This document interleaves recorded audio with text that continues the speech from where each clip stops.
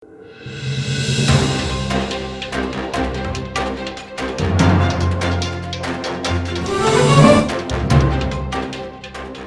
হতে যাচ্ছে নতুন একটি অনুষ্ঠান, নাজিম জয় শো। আমি শাহরিয়ার নাজিম জয়। গত 4 বছর ধরে আপনাদের সাথে মিলেমিশে আছি। বিভিন্ন অনুষ্ঠান নিয়ে নিয়মিত আপনাদের সামনে আমি হাজির হই। এক একটি অনুষ্ঠানকে আরেকটির থেকে ব্যতিক্রম করার চেষ্টা করলেও দিন শেষে আমার অনুষ্ঠানের চিত্র একটি জায়গায় দাঁড়ায়, কন্ট্রোভার্সি। কিন্তু সবসময় আমি কন্ট্রোভার্সি আসলে চাই না। আমি চাই দর্শককে ইনফরমেশন দিতে এবং পাশাপাশি বিনোদন দিতে। আজকের এই মুহূর্তে এই অনুষ্ঠানটি আমরা শুরু করতে যাচ্ছি। আমি যে দুজন অতিথি আমার পাশে পেয়েছি, তারা এই সমাজের সর্বজন বিদিত শ্রদ্ধেয় দুজন মানুষ এবং তাদের থেকে আমরা অনেক ইনফরমেশন নিতে পারবো।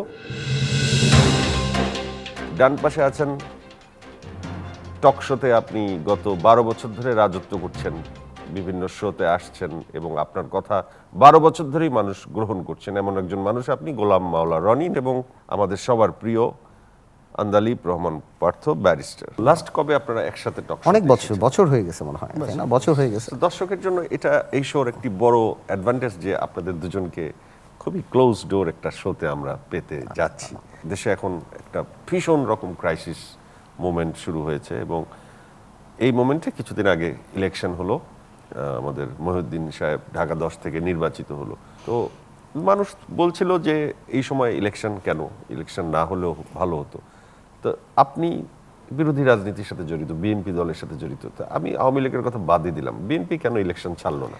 না, প্রথমত আমি যদি বিএনপির নীতি নির্ধারণের পর্যায়ে থাকতাম তাহলে এই নির্বাচনে আমি প্রার্থী দিতাম না। এটা হলো ফার্স্ট থিং। যে এখন বিএনপি কেন, কোন প্রেক্ষাপটে, কী কারণে প্রার্থী দিয়েছে এটা আমার বোধগম্য নয়। কারণ নির্বাচন ব্যবস্থাটা এতটা প্রশ্নবিদ্ধ হয়ে গিয়েছে এবং মানুষ নির্বাচন এতটা বিমুখ হয়ে গেছে নির্বাচন নিয়ে, ফলে এখানে নির্বাচনে যারাই প্রার্থী হোক, আওয়ামী লীগ হোক, বিএনপি হোক, জামাত হোক, তাদেরকে এই প্রেক্ষাপটে মনে হয় ক্লাউন। হ্যাঁ, তারা একেবারে সেখানে ভাড়, রাজনীতির ভাড়। দ্বিতীয়ত, এই যারা নির্বাচনে যাচ্ছে এই বর্তমান সরকারের অধীনে, সবাই মনে করে যে এটা মধু এবং মেওয়া খাওয়ার জন্য সরকারের সাথে একটা গ্রিন সিগন্যালের সাথে একটা যোগাযোগ করে এই মধু এবং মেওয়া খেতে সেখানে যাচ্ছে।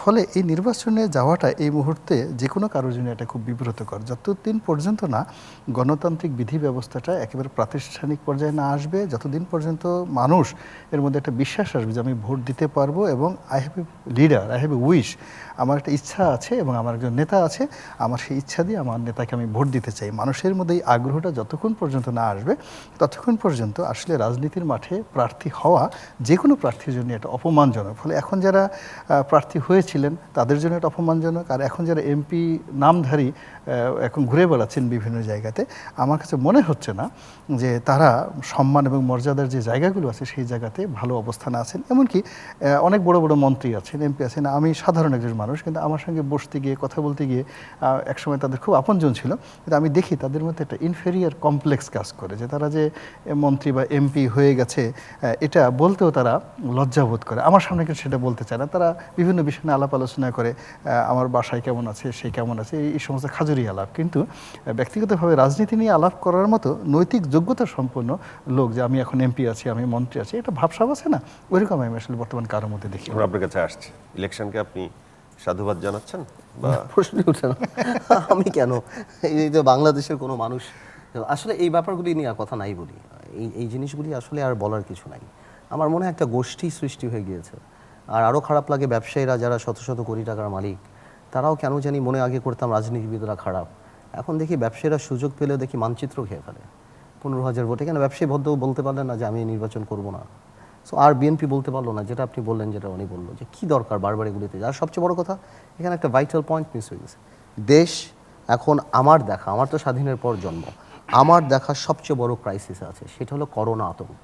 একদিকে সরকার বলছে আপনারা জনসমাগম করবেন না, আপনারা কোথাও যাবেন না, অন্যদিকে আবার ভোট হচ্ছে, আবার এক্সপেক্ট করছে আসেন, ভোট না দিলে সাবধানতা, যদি নিরাপত্তাহীনতায় ভোগেন তাহলে আসার দরকার নেই। আবার আপনি ইভিএম মেশিনে দিচ্ছেন, হাত ধুয়ে দিচ্ছেন, এই বেহায়াপনার একটা সীমা থাকে। কিন্তু সরকার তো অন্যান্য সমস্ত ভোট বাতিল করেছেন। আমি তো তাই বলছি, I find it very confused box. মানে আমার কাছে মনে হয় যে কি করবে না কি না করবে, কোনো ঠিকই নাই। আর এর চেয়ে অপমান কি থাকতে পারে আপনি বলেন? মানুষ এদেরকে করোনা এমপি ডাকে, ভাইরাস এমপি ডাকে, আমি ফেসবুকে দেখলাম। সেটা অপমানজনক না? মানে এমপি জিনিসটা শেষই করে দিছে। একটা ইউনিয়ন পরিষদের চেয়ারম্যানও এর চেয়ে বেশি পায় ভোট, একটা মেম্বারও বেশি ভোট পায়। তো সুতরাং আমার আসলে ইলেকশন কমিশনের সচিব বলেছেন একজন ভোট দিলেও সেটি আমরা এগুলি নিয়ে আসলে কথা নাই বলি এখন, কারণ আর মানুষ এগুলি নিয়ে কথা বলা বন্ধ করে দিচ্ছে। এই যে ভোটিং সিস্টেম নিয়ে মানুষ এগুলি কথা বলা বন্ধ করে দিছে। সরকার এবং জনগণের সমন্বয়ের কি ঘাটতি আপনার চোখে পড়ছে এবং ভবিষ্যৎ কোথায় যেতে পারে করোনা ভাইরাসের, এইটা আপনার মূল্যায়নটা আপনি যদি একটু বলেন। করোনা নিয়ে তো আমরা সবাই আতঙ্কিত। এখন দেখেন, সরকারের সমালোচনা তো আমি করতেই পারি, বলতে পারি অনেক দেরিতে সরকার রিয়্যাক্ট করেছে, বড় একটা নির্বাচন হয়ে গেল ঢাকার, তার মানে সরকারের তরফ থেকে ইম্পর্টেন্স দেওয়া হয়নি, মন্ত্রীরা বিচ্ছিন্নভাবে যে যার মতো কথা বলছেন, স্বাস্থ্যমন্ত্রীর পিছিয়ে দেখছি 37 জন 40 জন মানুষ দাঁড়িয়ে আছেন। সরকার নিয়ে আমরা অনেক কথাই বলতে পারি, বাট আমার মনে হয় এই কথাগুলি এখন না বলে, বা আপনি বললে বলতে পারেন, আমাদের উচিত, সরকারের উচিত আমাদেরকে সহযোগিতা করা, আমাদের উচিত সরকারকে সহযোগিতা করা।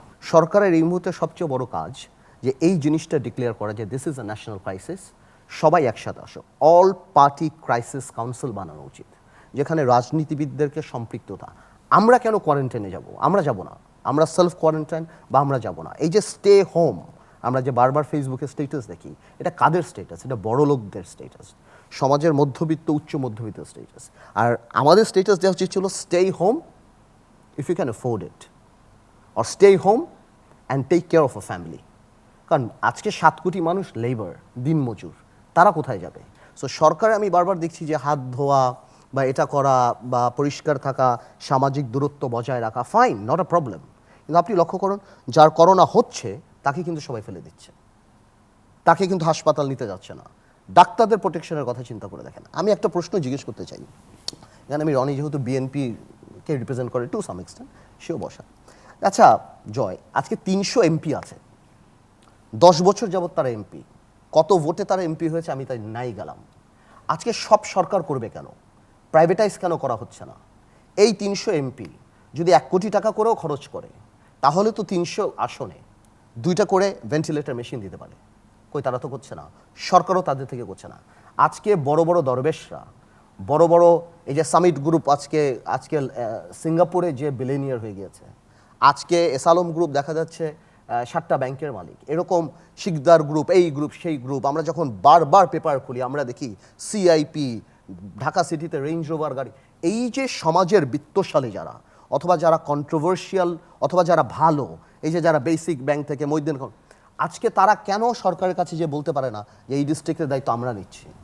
আজকে একটা ডিস্ট্রিক্টে আমি বলছি জয়, সকালে ভোলা ডিসির সাথে কথা বলছি যে আমি হেল্প করতে চাই, আমি দরকার পড়লে 2টা ভেন্টিলেটর মেশিন বা কি, আমার ভোলাতে কোনো কিছু নাই, আমি করতে চাই। ডিসিসের আমাদের কোনো সিস্টেম নাই, আপনি করতে পারবেন না। তো আমি বেশি কি করতে পারবো? স্যানিটাইজার আর মাস্ক দিতে পারবো। আর যদি আপনার হয়ে যায়, 300 এমপি যে বানিয়ে দিল, এরা বেতন খাচ্ছে, গাড়ি নিচ্ছে, কত ভোট হয়েছে, এই এমপিরা কত টাকার মালিক সবাই জানে। আজকে পলিটিশিয়ানরা কেন কোয়ারেন্টাইনে যাবে? আমরা কেন কোয়ারেন্টাইনে? শুধু ডাক্তাররা আমার এই রিস্কে থাকবে কেন? আমরা কেন ডাক্তারদেরকে করতে পারছি না? আমরা কেন সাহায্য করতে পারতেছি না? সো এখন আপনি দেখবেন যা করা হচ্ছে এটা প্রিভেন্টিভ মেজার হচ্ছে, কিন্তু যাদের জন্য করার কথা, আমার মনে হয় বড় লোকদের রিয়াক্ট করা উচিত। এই দেশের ধনী সমাজের it's like a war, it's a জৈবিক war, it's a biological war. এটা একটা জৈবিক যুদ্ধ, আমাদের করা উচিত। এটা যদি না করে, সিঙ্গাপুর কিন্তু আর বড় লোকরা যেতে পারবে না। ভেন্টিলেটর মেশিন কিন্তু দেশে নাই, তাহলে কিন্তু বিপদে পড়ে যায়। অন্ততপক্ষে তাদের জীবিত থাকার জন্য এই 300 আসনের দায়িত্ব নিয়ে তাদেরই করা উচিত। আমি আরেকটা কথা বলি, আমার পর অনেক কথা বলে, আজকে আমি একটা প্রজ্ঞাপন দেখলাম, শুধুমাত্র আপনি করোনা কিট আনতে পারবেন উইদাউট ট্যাক্স, তারপরও আবার ওষুধ প্রশাসনের অনুমোদিত ক্রমে। কেন আপনি ভেন্টিলেটর মেশিন ওপেন করে দিচ্ছেন না? এখানকার একটা রুমে যারা বস্তির মধ্যে 3 জন থাকে, 5 জন থাকে, আপনি কীভাবে কোয়ারেন্টাইন করবেন? আপনি খুলে দেন, আমরা তাবু আনি, আপনি আমাদের মাঠ দিয়ে দেন, আপনি জনগণকে সম্পৃক্ত করেন, আমরা তখন করব। এখন এমপিরা কি করে? ঘরে বসে বসে নেটফ্লিক্স দেখে আর চিপস খায়, যে আমরা কোয়ারেন্টাইন করতেছি, আমরা যেতে পারবো না, স্টে হোম, স্টে সেফ। এটাই পলিটিক্স? এটা না, দিস ইজ রং। এখন সরকারের সমালোচনা না করে সরকারের উচিত এই প্রস্তাব দেওয়া। আজকে বিএনপি নমিনেশনের সময় তো পাগল হয়ে যায়, বিএনপি অফিসের সামনে হাজার হাজার মানুষ কোটি কোটি টাকা খরচ করতেছে। আজকে ঢাকার মেয়ররা কোথায়? আজকে তাবিদ আওয়াল কোথায়? আজকে ইশরাক কোথায়? আজকে তাপস সাহেব কোথায়? আজকে আতিক সাহেব, ও আচ্ছা, আজকে বড় বড় স্টাররা কোথায়, যেসব ক্রিকেট প্লেয়ারদের জন্য একটা বল নো বল হয়ে গেলে সারা বাংলাদেশ পাগল হয়ে যায়, যেন এটা করা যাবে না, তারা বসে বসে শুধু টেলিভিশনে বলবে আপনার মুখে মাস্ক পরে না, হাত ধোন, হাত ধোন, এই আমাদের দায়িত্ব। This is wrong, this is unacceptable. আমাদের সমাজে যারা, আমি পার্থ আজকে এখানে, রনি এখানে, কাদের জন্য? জনগণের জন্য। আমাদের দায়িত্ব আরো বেশি, আমাদেরকে সুযোগ দিক।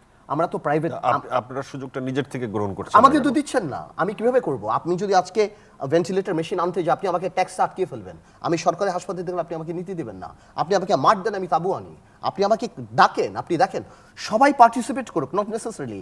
আপনি যদি 350-500 রেঞ্জ রোভার গাড়ি যদি ঢাকা সিটিতে চলে, শত মার্সিডিজ যদি চলে, আপনি এটাকে বলতে পারেন না?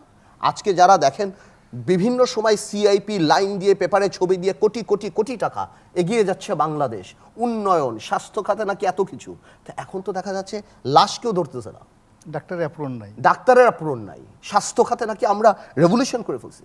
গভর্নমেন্টের সমালোচনা নিয়ে বই লেখা যায়, ইটস ওকে, বাট এখন যদি if you take it seriously, if you don't take it seriously, সেটা অন্য কথা। অনেকাংশে অনেক মানুষ ঢাকা থেকে গ্রামে চলে গিয়েছে, এই যে সবাই বলছে এটা বাড়বে, দোকানপাট বন্ধ, গভর্নমেন্ট কি করেছে না করেছে সেটা বাদ দিলাম, কিন্তু প্রাইভেট অর্গানাইজেশন যারা, তাদেরকে তো একটা প্ল্যাটফর্মে এনে, সরকার না তাদেরকে আপনি ওপেন করে দেন। বিকজ ওই যে সরকারের সিস্টেমটা 10 বছর এমন হয়ে গেছে যে প্রধানমন্ত্রী, সরকার যদি 1000 কোটি টাকা দেয়, ওটা এলাকায় যেতে যেতে 200 কোটি হয়ে যাবে, 800 নাই হয়ে যাবে। কারণ 10 বছরের এই সিস্টেম, যেখানে গাছ বিক্রি হয় 40 লাখে, পর্দা বিক্রি হয় কত, বালিশ উঠাতে কত লাগে, এগুলো আমরা সবাই জানি। ক্লিয়ার করে গভর্নমেন্টের জন্য একটি কথা বলতে পারবেন যে গভর্নমেন্ট এই কাজটি করলে আমি বলতে পারি সরকারের এখন উচিত ন্যাশনাল ক্রাইসিস ডিক্লেয়ার করে সরকারের এরকম একটা কমিটি করে দেওয়া, যারা যা আনতে চায় ট্যাক্স সম্পূর্ণ উঠে দেওয়া, শুধু কোভিড-19 কিটের জন্য না, এবং সরকারি হাসপাতালে বলে দেওয়া, সব জায়গায় বলে দেওয়া যে প্রাইভেট যদি কারো করতে চায়, অ্যাপ্রন দিতে চায়, এটা দিতে চায়, ভেন্টিলেটর মেশিন দিতে চায়, আইসিইউ বানায় দিতে চায়, অনেক মানুষ আছে বাংলাদেশে যারা এটা করতে পারে, তাদেরকে সুযোগ করে দেওয়া। এবং এটাকে ঢাকার বাইরে যেই বেসরকারি হাসপাতালগুলি, যেটা গ্রামগঞ্জে, সেগুলো অনেক ছোট, সেটা একটা অ্যাপার্টমেন্টের মতো ছোট্ট একটা জায়গায়, সেখানে নাই। আর বাংলাদেশের প্রবলেম হচ্ছে আমাদের যে উন্নয়ন, যেটা আমরা বলি যে বাংলাদেশ উন্নয়ন হচ্ছে GDP growth growth growth growth, human development তো নাই, that is the problem. You have beautiful hospital building, কিন্তু ডক্টর নাই। সো আমার মনে হয় গভর্নমেন্টের এখন ওই সমালোচনা, আজকে বিএনপি কেন করতে পারছে না? বিএনপি তার ইন্টারনাল পার্টিদের ডেকে, এই 300 যে ক্যান্ডিডেট ডেকে বলুক, আমরা সবাই মিলে এই ফান্ড ক্রিয়েট করে আমাদের এলাকা দেওয়া হোক, আওয়ামী লীগ বাধ্য দিতে। বিএনপি যদি কালকে 100 কোটি টাকা, আপনারও তো একটা পার্টি আছে, আপনার পার্টি থেকে আপনি উদ্যোগ নিচ্ছেন না? আমি তো বলছি, আমি ফোন করেছি করার জন্য, ডিসি আমাকে রিফিউজ করেছে, স্যার আমরা করতে পারবো না।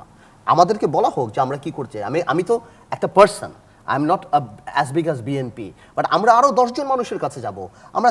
আমরা ইলেকশনের সময় যাচ্ছি না, আমরা পয়সা খরচ করছি না। তবে আপনার কাছে আসছি, টাকা অনেকের কাছে আছে, বিত্তশালীরা কেন এগিয়ে আসছে না?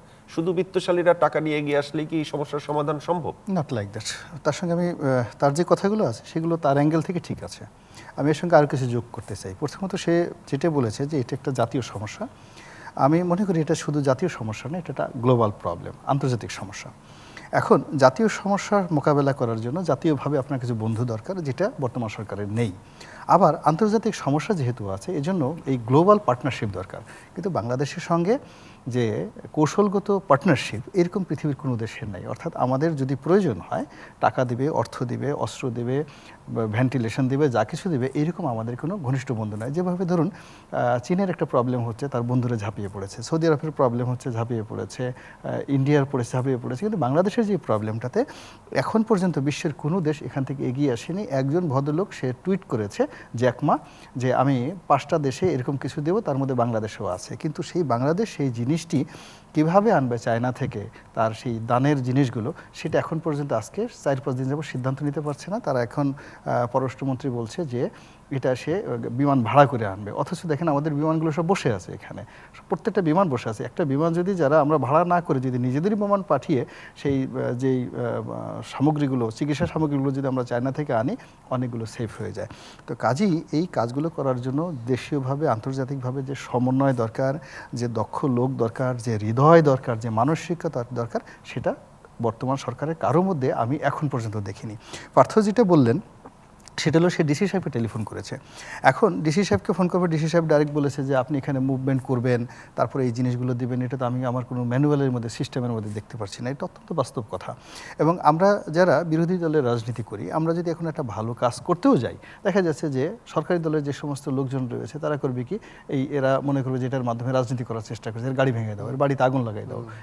ফলে যতক্ষণ না পর্যন্ত প্রধানমন্ত্রী নিজে ডিক্লেয়ার করবে যে আমি নির্দেশ দিলাম যদি গোলাম মোল্লা রনি, আন্দালি প্রহন পার্থ তার নির্বাচনী এলাকায় গিয়ে তারা এই সমস্ত করোনা ভাইরাস আক্রান্ত রোগীদের সচেতনতার জন্য এই কাজ করবে, তারা এই জিনিস করবে, এই কাজের জন্য যদি কোনো আওয়ামী লীগের লোক একটা টু শব্দ করে, সঙ্গে সঙ্গে থানায় নিয়ে তার টানা বাচ্চা। মাননীয় প্রধানমন্ত্রী যদি নির্দেশনা দেন তাহলে গোলাম মাওলা রনি বা আন্দালিব রহমান পার্থকে কেন দিবেন? সেই এলাকার নির্বাচিত এমপিকে দিবেন। এই জন্য দিবেন যে গোলাম মোল্লা রনি এবং আন্দালিব রহমান পার্থর মতো যারা লোকজন রয়েছে, গ্রহণযোগ্য লোকজন রয়েছে, তারা গেলে সেখানকার অবস্থাটা কেমন হবে আর তার এমপিরা গেলে কেমন হবে, এটা মাননীয় প্রধানমন্ত্রীর চেয়ে বাংলাদেশে এই মুহূর্তে আর কি ভালো করে জানে না। অর্থাৎ দেখা যাচ্ছে যে টাকা শুধু থাকলে হবে না, এই টাকা খরচ করার জন্য একটা হৃদয় থাকতে হবে, নাম্বার ওয়ান। নাম্বার টু হলে এই টাকাটা কীভাবে খরচ করতে হবে, আপনার মাথায় বুদ্ধি থাকতে হবে। আমাদের আঞ্চলিক ভাষায় বরিশালে বলে কাশেম, মাথায় বুদ্ধিকে কাশেম বলে, মাথায় কাশেম থাকতে হবে। এরপরে আপনাকে ম্যান থাকতে হবে, ডেডিকেটেড ম্যান থাকতে হবে, এবং জনগণ আপনার যে কথা শুনবে। You must have leadership quality.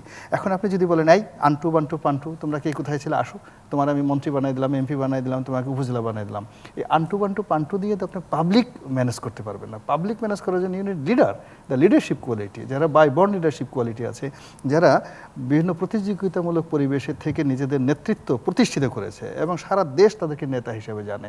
তো সারা দেশ যাদেরকে নেতা হিসেবে জানে, আপনি তাদেরকে কোয়ারেন্টাইনে পাঠিয়ে দিয়ে, গরজে তালা লাগিয়ে দিয়ে, তারপর আপনি বলেন যাও আন্টু, যাও পান্টু, তুমি জনগণকে ম্যানেজ করো। ও জনগণ তো দূরে কত, হাইব্রিড মুরগিকেও কিছু করতে পারবে না। এখন বাংলাদেশে যে অবস্থাটা হচ্ছে তাই হচ্ছে। অর্থাৎ আমরা খুব বড় বড় কথা বলছি, আমাদের বাংলাদেশের গল্প গুজবের দেশ, বড় বড় কথা, এই যে আমার দাদা ওরকম করেছে, আমার নানি ওরকম করেছে।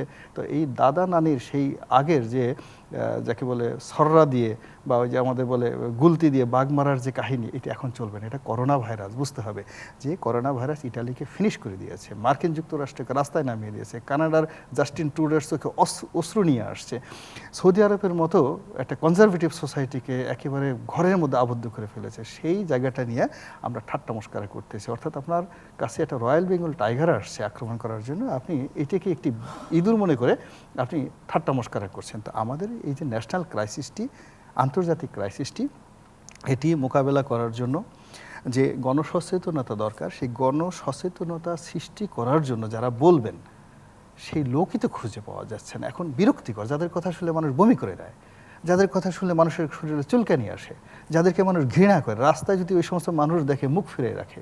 তো এই সমস্ত মানুষকে যদি আপনি এই ধরনের গণসচেতনতা সৃষ্টি করার জন্য কাজ করতে দেন, তাহলে হিতে বিপরীত কি হবে না? এই পরিস্থিতিটা মোকাবেলা করতে হবে, আপনার পরামর্শটা আমার সরকারকে তার সমস্ত ইগো ত্যাগ করতে হবে, সরকারকে মাথা ঠান্ডা করতে হবে, এবং সরকারকে আগে বুঝতে হবে যে সে সত্যিকার অর্থে এই সমস্যাটা সমাধান করতে চায় কিনা। যদি সে সমস্যা সমাধান করতে চায়, তাহলে এই সমস্যাটা সমাধান করার জন্য আমাদের প্রথম দরকার হলো মোটিভেশন।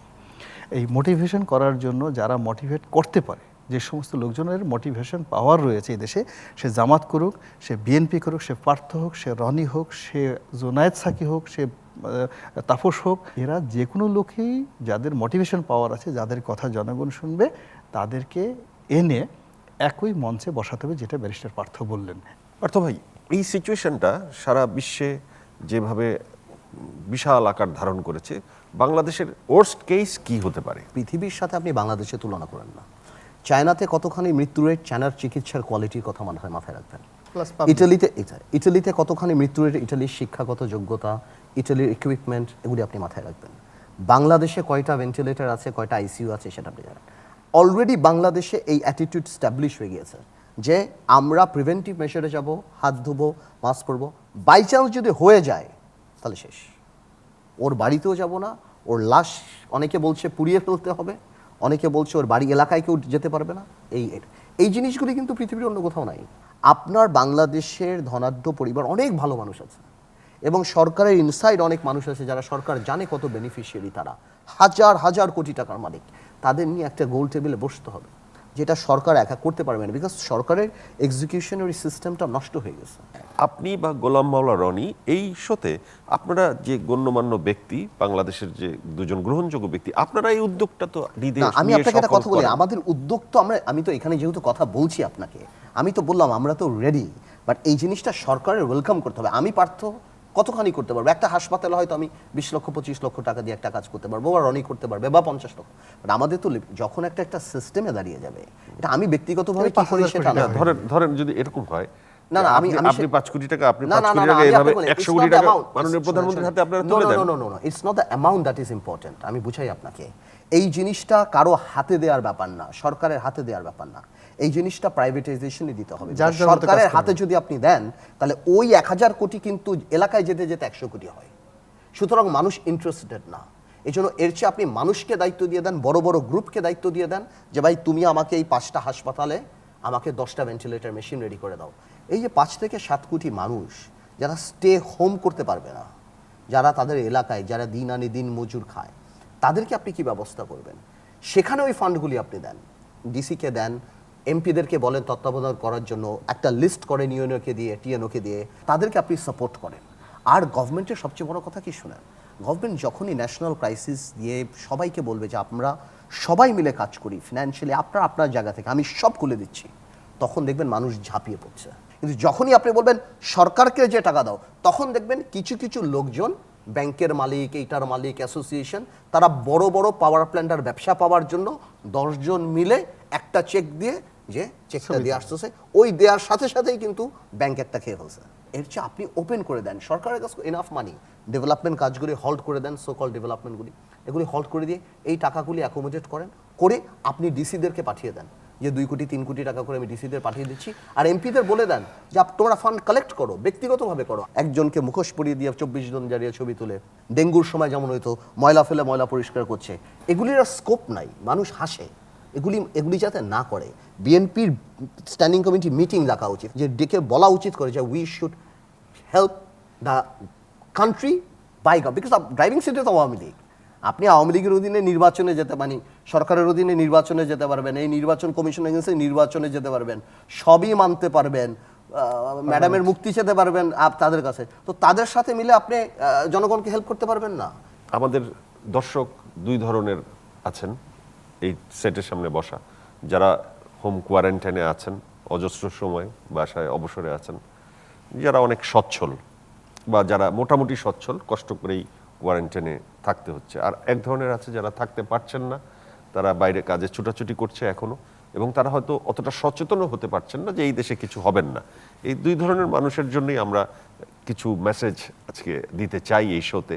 আন্দালিব রহমান পার্থ, কি বলবেন তাদের জন্য? আমাদের ধৈর্য ধরতে হবে, আমাদের কোনোভাবেই বিষণ্ণ হওয়া যাবে, কোনোভাবে আমাদের ফ্রাস্ট্রেটেড হওয়া যাবে না। সচ্ছল ব্যক্তিদের মনে রাখতে হবে যে তারা কোয়ারেন্টাইনে থাকলেও যে আরেকটা মানুষকে, যে সচ্ছল না, ওনার যাতে বাড়ি থেকে বের না হতে হয়, এরকম ব্যবস্থা যদি করা যেতে পারে। আর যেই ব্যক্তি সচ্ছল না, তার প্রতিদিনই বাড়ি বের হতে হয় এবং তার জন্য আমরা কিছু করতে পারি নাই, তার কাছে আমি ক্ষমা চাচ্ছি যে আমরা 12 বছর আপনাদের জন্য কিছু করতে পারিনি। অনেক উন্নয়ন করেছে, আমাদের ব্যক্তিগত অনেক উন্নয়ন হয়েছে, বাট আমরা এমন একটা দিন আনতে পারি নাই যে আপনি আজকের এই মহা আতঙ্কের দিনে আপনার তারপরও রিক্সাটা চালাতে হবে। আমরা 1 লক্ষ মানুষ ঢাকা সিটিতে যদি 1 লক্ষ পরিবারের দায়িত্ব নেই, তাও আমাদের জন্য অনেক বড় ব্যাপার 1 মাসের জন্য। সাধারণত অনেক রোগী তো এমনিতেই আমাদের দেশে আছে, যাদের কিডনি প্রবলেম আছে, হার্ট অ্যাটাক হতে পারে, তাদের চিকিৎসা ব্যবস্থাটাও তো এখন একটা হুমকির মধ্যে পড়ে গেল। অ্যাজ এ হোল টোটাল বিষয়টা একটা কমপ্লেক্স হয়ে গেছে। আমার কাছে যেটা মনে হচ্ছে যে যেটা এই মুহূর্তে আমাদের দরকার, যারা শিক্ষিত জন রয়েছেন, তাদের প্রথম দায়িত্ব হলো যে এই রোগটি কিভাবে আক্রমণ করে এবং এই রোগটি থেকে কিভাবে বাঁচা যায়, এই বিষয়টা নিজেরা ভালো করে বোঝা। এবং সেটা যদি মানুষ বুঝতে পারেন, তাহলে দেখবেন যে এটা যেভাবে ভীতিকর, এটার একটা মাত্র ভীতিকর বিষয়, সেটা হলো এটা খুব দ্রুত বিস্তার লাভ করে। এই বিষয়গুলো প্রথমত আমরা যারা শিক্ষিত লোক সম্প্রদায় বলে দাবি করে আমাদের নিজেদের বুঝতে হবে, এবং আমাদের যারা আপনজন প্রিয়জন আশেপাশের লোকজন রয়েছে, কাজের মেয়ে থেকে শুরু করে রিক্সাওয়ালা যার সঙ্গে দেখা হয় তাকে টোটাল জিনিসটা বুঝাতে হবে। অর্থাৎ দুটো শ্রেণী এখানে রয়েছে, এক শ্রেণী খুব ভয় পাচ্ছে, তাদের ভয়টা ভাঙাতে হবে, আর আরেক শ্রেণী রয়েছে একেবারেই ভয় পাচ্ছে না, হ্যাঁ, তাকে মধ্যে ভয়টা ঢুকিয়ে দিতে হবে। এই কাজটা আমি মনে করি যে আমাদের পক্ষ থেকে করা দরকার। আর একটা হলো যে আমাদের যার যার সামর্থ্য যতটুকু রয়েছে, আমি হয়তো সারা দেশ করতে পারবো না, কিন্তু আমার যে পারিপার্শ্বিক অবস্থা, আমার অফিস, আমার পরিবার, আমার চারিদিকের আত্মীয় স্বজন রয়েছে, আমি যদি আমার নিজের অংশটুকুই শুধু দেখাশোনা করি যে এখানে যেন কোনো মানুষ না খেয়ে না থাকে। আর এখানে সরকারের পক্ষ থেকে আমার কাছে মনে হচ্ছে যে সরকারের এখানে বুলেট আকারে খেয়াল রাখতে হবে যে ডেইলি কতগুলো মানুষ ডে লেবারার, অর্থাৎ প্রতিদিন তাকে খাবারের মানে করোনার চিন্তার আগে যাদেরকে পেটের চিন্তা করতে হয়, তো এই লোকগুলোকে যতক্ষণ পর্যন্ত আপনি খাবার দিতে না পারবেন ততক্ষণ পর্যন্ত তাকে ঘরে রাখতে পারবেন না, তার মাথায় করোনা রোগীর কোনো ভয় ঢুকাতে পারবেন না। তো কাজেই এই লোকগুলোকে খাবার দিতে হবে, এবং সেই খাবারটা ডিসিএসপি যেভাবে হোক না কেন তাদের মাধ্যমে খাবার পৌঁছে দিতে হবে। আমাদের প্রান্তিক সীমায় জনগণ রয়েছে যারা এভরিডে সকালে উঠে চিন্তা করে আমি দুপুরে খাবো কি, এইরকম লোকের সংখ্যা এই মুহূর্তে রয়েছে 8 কোটি। এই 8 কোটি লোকের যদি সরকার মনে করে যে আমার কাছে এখন 18 লক্ষ মেট্রিক টন চাল আছে, এই 18 লক্ষ মেট্রিক টন চাল দিয়ে আমি মাত্র 18 লাখ লোককে দিতে হবে, তা বাকি লোকের খাবার কে দিবে? তখন ওই যে পার্থ যেটা বললেন, আমাদের প্রাইভেট সেক্টরকে ওপেন করে দিতে হবে। তো আমি মনে করি এই টোটাল বিষয়গুলো একটা সমন্বয়ের দরকার, এবং এই সমন্বয়ের জন্যই দরকার হলো যারা কনসেন্সাস সৃষ্টি করতে পারে। ডক্টরদেরকে আলাদাভাবে তাদের সাথে কথা বলা, তাদেরকে আশ্বস্ত করা যে তাদের কিন্তু সবচেয়ে বেশি প্রোটেকশন, যেই ডাক্তারদেরকে সবাই এই ডাকে ওই ডাকে, আজকে কিন্তু তারাই বাংলাদেশে এখানে খুব একটা ভালো কথা বলছে। আমাদের যেমন ডাক্তার যারা আছে এরা কিন্তু সবই সরকারি দলের নেতা ঠেতা যারা রয়েছেন, তারা এই গত 12-13 বছর যাবৎ প্রচুর সুযোগ সুবিধা নিয়েছেন, এবং আমার কাছে খুব আশ্চর্য লাগছে যে এই যারা সুযোগ সুবিধা নিয়েছে তারা তো কনসাস, তারা 3-4 মাস আগে কেন এই কথাগুলো সরকারকে বললো না বলে হঠাৎ করে যখন রোগ মহামারী আকারে ধারণা করেছে, এখন তারা বলছে আমরা যেতে পারবো না, অনেক জায়গায় স্ট্রাইক করছে, সরকারকে ব্লেম করছে, কেউ বলছে জিডিপি ডুবে পানি খাবো কিনা। কিন্তু নিউট্রাল যে সমস্ত লোকজন রয়েছে যারা ভালো ফেমাস ডাক্তার, তারা কিন্তু নীরবে কাজ করার, আমার আর পার্থর মতো কাজ করার সুযোগ চাচ্ছে। তারা কেউ বলতেছে না আমাকে অ্যাপ্রন দিন, তারা বলছে আমার নিজের টাকা দেয়। একটা ডাক্তার 1200 টাকা করে পার ডে সে ভিজিট নিচ্ছে, সে 2000 টাকা দিয়ে অ্যাপ্রন কিনতে পারতেছে না, এর চেয়ে নিচু মন মানসিকতা একটা ব্যাপার আছে। এটা কি ধরনের কথা? এই যে ডাক্তাররা যে কথাগুলো বলছে, বা একটা ডাক্তার সে সারা বছর চিকিৎসা করতেছে, সে বলছে কোনো জ্বরের রুগী আসলে আমি তার সাথে দেখা করবো না। আরে বাবা, আমার মতো একটা মানুষ আমরা ঘুরে বেড়াচ্ছি এখন পর্যন্ত, আর একটা ডাক্তার আমার চেয়ে মোর এক্সপার্ট, সে তো চোখ দেখেই তার বোঝা হচ্ছে যে এই লোকটার ঠান্ডা কাশিজনিত রোগ না এর করোনা ভাইরাস হয়েছে। না, কিন্তু তারপর আমি সেটা বলি যে সেটার একটা মাত্রা আছে, কিন্তু সরকারেরও তো তাদেরকে একটা আপনার প্রোটেকশন দিতে হবে, ওইটা ব্যক্তিগত ব্যাপার যে কোন ডাক্তার নিতে পারে না পারে। আপনি যখন একটা ডাক্তার ছাড়া অন্য কাউকে স্বাস্থ্যমন্ত্রী বানাবেন, আমার ধারণা রাইট, ইটস এ প্রবলেম, তাই না? ইটস এ প্রবলেম, বিকজ উনি তো আর বুঝে না ডাক্তারদের পার্সোনাল প্রোটেকশন, তাদের যে কি অবস্থান, তারা ওই জিনিসটা বুঝে না। এইটা একটা বড় ব্যাপার। এখন উচিত হলো, আমার আহ্বান হলো সাসিব যারা করে, সাসিবের যারা নেতৃবৃন্দ আছে তারা ইমিডিয়েটলি প্রধানমন্ত্রীর সাথে বসা উচিত, এবং টোটাল বিষয়টা তাকে প্রধানমন্ত্রী বসা উচিত। এবং what is the problem between government and সাসিব যেটা সিদ্ধান্ত নেবে, বাংলাদেশের সব 90,000 ডাক্তার 1 মিনিটে মেনে নেবে, আব্বা করে সঙ্গে সঙ্গে মেনে নেবে। এখন সাসিবের কোনো লোক যদি সরকারের বিরুদ্ধে কথা বলে, এটা দেশের জন্য এই মুহূর্তে একটা বিপর্যয় ডেকে নিয়ে আসবে। ভাই আমি বলি, আমাদের আসলে ইমোশনালি অনেকে অনেক কথা বলে, but at the end of the day ডক্টরাই সার্ভিসটা দিচ্ছে, আমি আর আপনি দিচ্ছি না। তো আমার কথা হলো লাইফটা তার রিস্ক, সে যাচ্ছে, বাড়িতে আসতেছে, দেখতেছে, তার কোয়ারেন্টাইন, সবাই চিন্তিত, তার বাচ্চা কাচ্চা আছে। তো আমার কথা হলো যে ঠিক আছে, তারা অনেক কথা বলছে এটা না, বাট যেহেতু তারাই কাজটা করছে, আমি মনে করি তাদের জন্য সরকারের আলাদা ওই সিম্প্যাথির জায়গা বা তাদের ইকুইপড করাটা এখন অনেক বেশি ইম্পর্টেন্ট। কারণ তারা যদি মানা করে, কোনো কারণে যদি কিছু হয়, বা এরকম যদি ডাক্তাররা কোয়ারেন্টাইনে যায় বা ডাক্তাররা যদি এফেক্টেড হয়, তাহলে কিন্তু আপনি দেখবেন যে আমরা কিন্তু টকশো করতে পারবো, বাট আমরা পয়সা নিয়ে বসে থাকবো, বাট আমরা কিছুই করতে পারবো। এই যেই জায়গাটা আছে, এখানে আল্লাহ ছাড়া আমাদেরকে আসলে কেউ সেভ করতে পারবে না। আমার মনে হয় আল্লাহ তাআলার কাছে আমাদের ক্ষমা চাওয়া উচিত, এবং আমাদের এখন আল্লাহর কাছে চাইতে হবে যাতে এই মহামারী থেকে আল্লাহ আমাদেরকে হেফাজত করে। থ্যাংক ইউ পার্থ ভাই, এবং থ্যাংক ইউ রনি ভাই। আমি আমার দর্শকদের বলতে চাই যে আজকের নাজিম জয় শো প্রথম পর্ব আমরা বিভিন্ন আলোচনার থেকে একটি আলোচনায় এসে অনেকক্ষণ সময় নিলাম, কারণ হচ্ছে এটি আমাদের জাতীয় ক্রাইসিস, এবং এই ক্রাইসিস মোমেন্টে এই আলোচনাগুলো অবশ্যই আপনাদেরকে অনেক ইনফরমেশন আপনারা পেয়েছেন, এবং তা দিয়ে আপনারা অবশ্যই উপকৃত হতে পারবেন। এবং আমরা সরকারকেও অনেক তথ্য বা আমাদের দাবি জানাতে পেরেছি, এবং আমার মনে হয় যে এটি একটি ভালো কনক্লুশন দাঁড়াবে। তবে ভবিষ্যতে আমার যে দুজন গেস্ট এসেছেন এই প্রথম পর্বে, তারা আবারও আসবেন অন্য অনেক বিষয় নিয়ে কথা বলবার জন্য, এবং আমার বিভিন্ন পর্বে বিভিন্ন আলোচনা আমরা করব। আপনারা এই শোটি দেখবেন এবং আমাদের পাশে থাকবেন। অসংখ্য ধন্যবাদ।